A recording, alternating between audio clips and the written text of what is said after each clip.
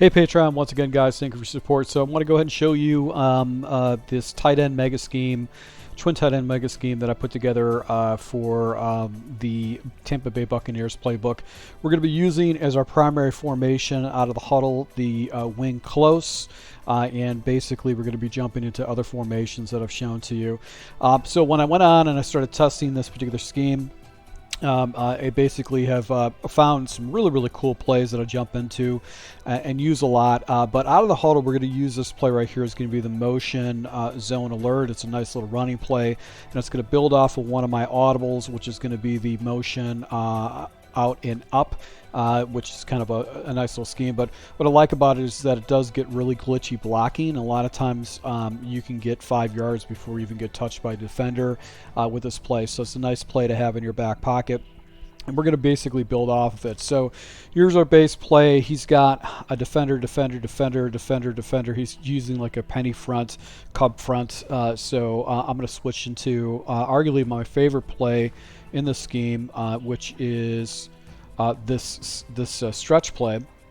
And really what I'm looking for is I'm just watching this defender to see if he carries. And regardless of whether he carries or not, I'm going to snap the ball as long as I don't have another defender that's going to be able to come down to this run fit. So what I do is I go ahead and run the play. And the actual basically the stretch play goes off to the right, but I flip this play right away. And what I've found is that I actually can get a big chunk of yards based on the blocking. So you're going to see right here we got a double team on these guys right here. I've got this guy coming up, then the other guy blocking up. This guy's going to block and then peel off, and then I should be able to go ahead and get a nice running lane off to the left side. So you can see the running lane right here is really good. Blocking solid. I just have to make a move against this guy, and this could be basically a house run. It really could be a house run. I'm not someone that really kind of jukes people in open field. It's something I don't really practice too much. I'm more like worried about linemen's fits and all that kind of stuff. So he was actually in a Palms defense, or at least that's what it says. So we're going to take a look at the next play right here. We're going to go ahead and jump into, let's see here if I go into mesh spot. I was actually trying to blend this in. This is a really good play to have in your arsenal. This guy actually picked up on this formation. So anytime he saw me in this stack formation with the wings set, after the third time I ran this play, he's like, okay, I've got defense for mesh spot. So basically, you've got yourself, you got this route pushing up, you got your little hitch route. What's cool about this is it's got a dig on the back side, and then you've got your mesh concept. So if these defenders float up, I'm going to throw underneath. If they stay hard, I can sometimes hit this route, and then you've also got these two routes in the middle of the field that you can go ahead and throw against your opponent. You guys have probably seen mesh before, but it's a really good play to go ahead and have in your scheme right there. So I'm able to check it down and pick up some pretty easy yards on the second play. Third play of the game, he's showing me basically a very heavy front right here. He's just going with a 34 odd type front. I'm going to hit him with a nice little run play. You could see yardage right up the middle of the field. You can see how they're glitching. It was like everybody's on their back heel, and I've already got 5 yards before I even get close to getting touched. So that's why I do like that motion zone alert. Now here's another play I go ahead and jump into. Play action X post cross. You can run this play maybe once, maybe twice at the most, but you can't do this the third time because anybody sees this alignment. Unless you're blending in other plays out of this formation, it's really not going to be that great of a play. So one thing I do want to do is provide myself with another check down with this against man coverage. If it's like a heavy blitz, I can basically have two different areas that I can hit my opponent if it's a heavy blitz or if he's got floating coverages. But if these guys come down, what's going to happen is this area is going to be open right here.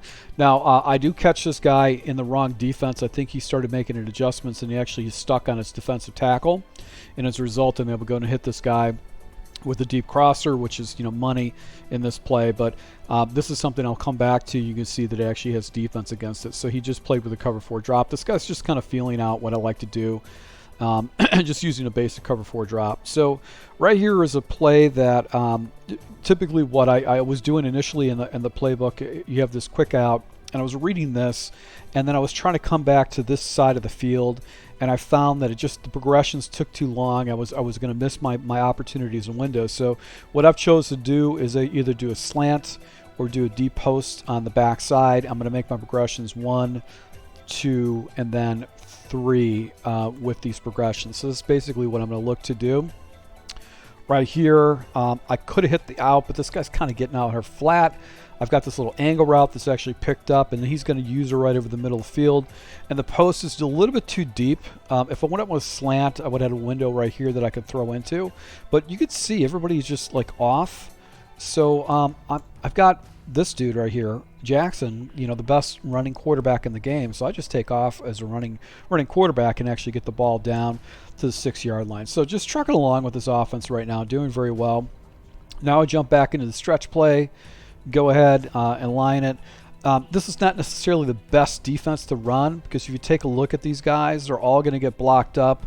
I think that he should probably, I don't know if he's going to stretch out, but you can see how this is actually kind of not a very good defense to go ahead and run this outside stretch to.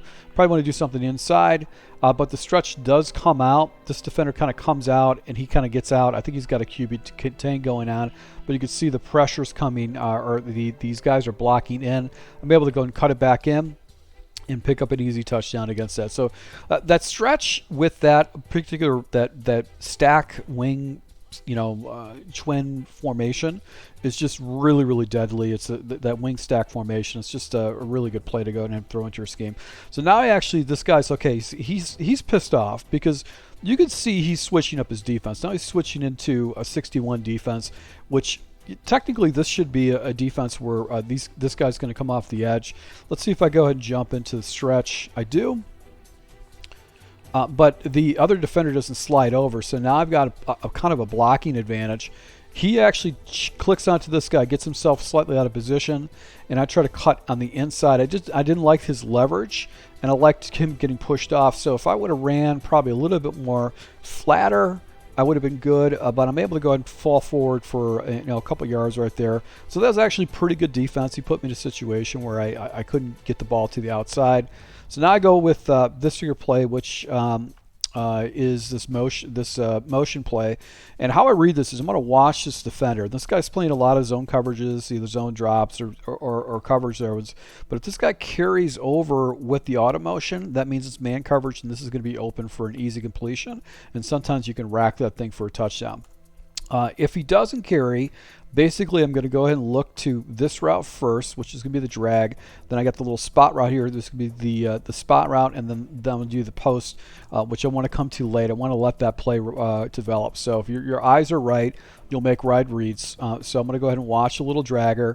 I decided to throw a little dragger because he's out of position. He's past my guy, and you can see right here I get a lucky break that could have been picked off, but then he actually clicks on the wrong guy and gets himself out of position. And as a result, I'm able to go ahead and get the ball down into the red zone, into the end zone against him. So it actually worked out to be a pretty good play right there. Good animation, a lucky animation for me. Now, second half here, I'm actually down by 2 scores. This guy's had a phenomenal offense.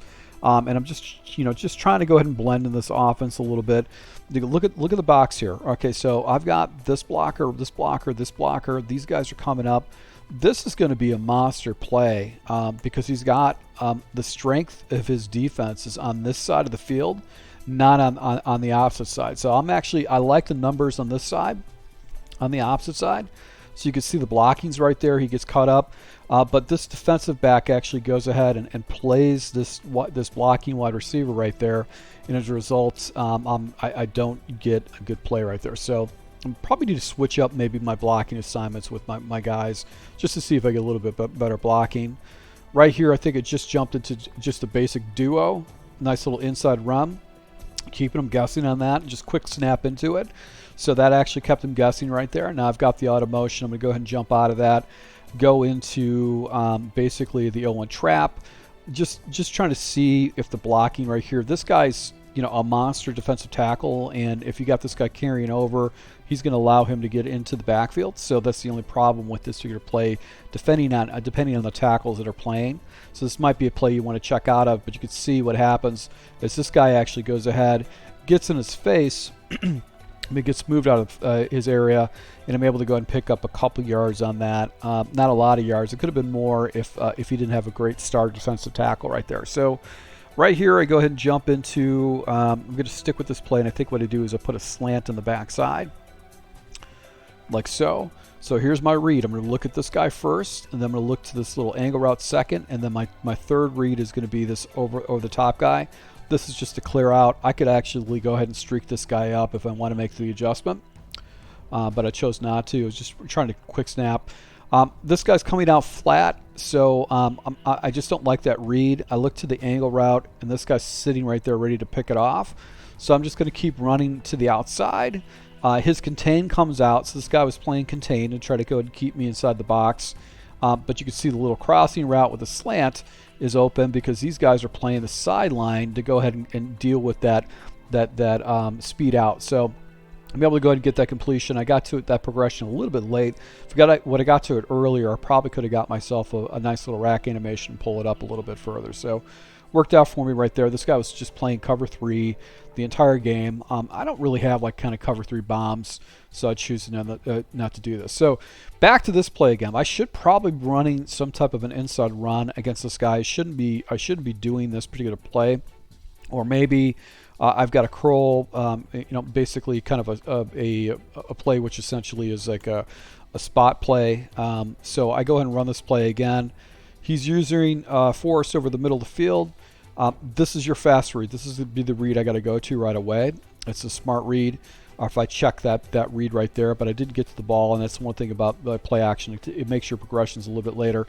I do check it down underneath, and as a result, I actually go ahead and pick up 4 yards on that. But it just keeps my opponent honest, and usually you're trying to get the big shot with that particular player. You're looking for that deep crosser more than anything else. So right here, 2nd and 6, I think I jump into the toss. Now, I used to have the wide zone, but I just found that the play really developed slow and the blocking was funky and people could scrape over and actually get into the gaps.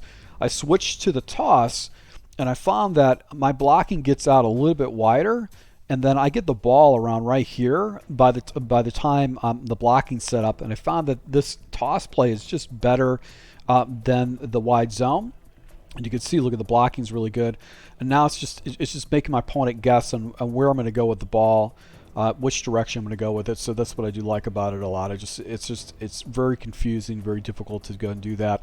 2nd and 2 situation, I think this is where he pulls basically everybody down in the box. So he's got everybody down in the box to do the auto motion with the hope that I'm actually going to go get some pretty good blocking.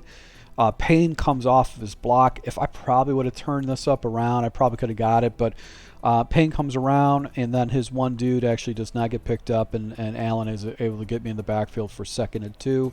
So now I go ahead and jump into this play. This is a play that I like to have in my back pocket, and this is for like a 4th and short type situation. I'm going to go ahead and show him the stretch play, but really what I'm looking to is this route right here.